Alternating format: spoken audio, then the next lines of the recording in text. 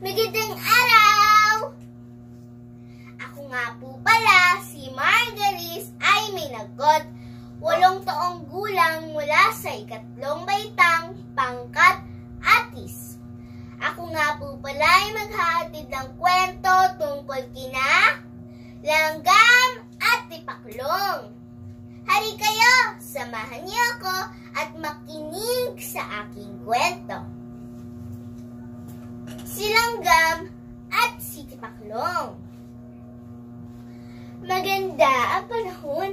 Mainit ang sikat ng araw. Maaga pa lamang ay gising na si Langgam. Nagluto siya at kumain. Ilang sandali pa, lumaki na siya.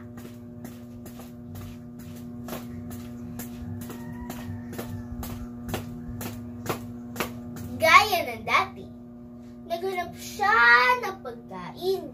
Isang butil ng bigas ang nakita niya. Pinasan niya ito at dinala sa kanyang bahay. Nakita siya ni Tipaklong. Magandang umaga, kaibigan Langgam. Bati ni Tipaklong. Kay bigat ng iyong dala. Bakit ba wala ka nang ginawa kundi maghanap at mag-ipon ng pagkain? Oo nga, nag-iipon ako ng pagkain habang maganda ang panahon. Sagot ni Langgam. Tumulad ka sa akin, kaibigan Langgam. Wika ni Tipaklong. Habang maganda ang panahon, tayo'y magsaya.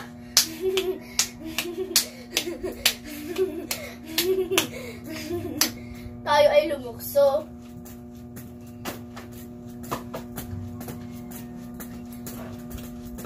Tayo ay kumanta. La la la la la la la la la la la la la la la la la la. Ikaw na lang, kaibigan Tipaklong. Sagot ni Langgam. Gaya ng sinabi ko sa iyo, habang maganda ang panahon, ako'y naghahanap ng pagkain. Ito'y aking ipunin nang ako'y may makain pag sumama ang panahon. Lumipas pa ang maraming araw, dumating na ang tag-ulan. Ulan sa umaga, ulan sa hapon, at sa gabi, umuulan pa rin. At dumating na ang panahong kumidlat, kumulog, at lumakas ang hangin kasabay ng pagbuhos ng malakas na ulan. Inaw na ginaw at gutom na gutom ang kaawa-awang si Tipaklong. Naalala niya ang puntahan ng kanyang kaibigang si Langgam. Paglipas ng bagyo, pinilit ni Tipaklong na marating ang bahay ni Langgam. Bahagya na siyang makalukso. Wala na ang dating sigla ng masayahing si Tipaklong. Tuk! Tuk! Tuk! Nang buksan ni Langgam ang pinto, nagulat siya. Aba! Ang aking kaibigan! Wika ni Langgam. Tuloy ka, Tipaklong. Binigyan ni Langgam ng tuyong damit si Tipaklong. At mabilis na naghain siya ng pagkain. At ilang sandali pa, magkasalong kumain na mainit na pagkain ang magkaibigan.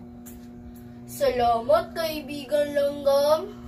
Wika ni Tipaklong. Ngayon ako naniniwala sa iyo. Kailangan nga palang mag-ipon ng pagkain habang maganda ang panahon. At nang may makain pagdating ng tagutom. Mula noon, nagbago na si Tipaklong. Pagdating ng tag-init at habang maganda ang panahon, ay palagi niya nang kasama ang kanyang kaibigang si Langgam. Natuto na siyang gumawa at higit sa lahat, natuto na siyang mag-impok.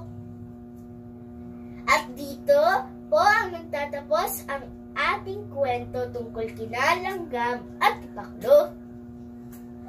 Ano nga ba ang mga aral na natutunan natin? Una, ugaliin mag-impok upang kapag may pangangailangan dumating ay may mahuhugot. Pangalawa, hindi masama magsaya paminsan-minsan. Ngunit pakatandaan na hindi sa lahat ng pagkakataon ay kailangan mo itong gawin. Pangatlo, magbanat ka ng buto at paghandaan mo ang hinaharap. At pang-apat, maging masipag, huwag tatamad-tamad. At dito po nagtatapos ang aking kwento. Paalam!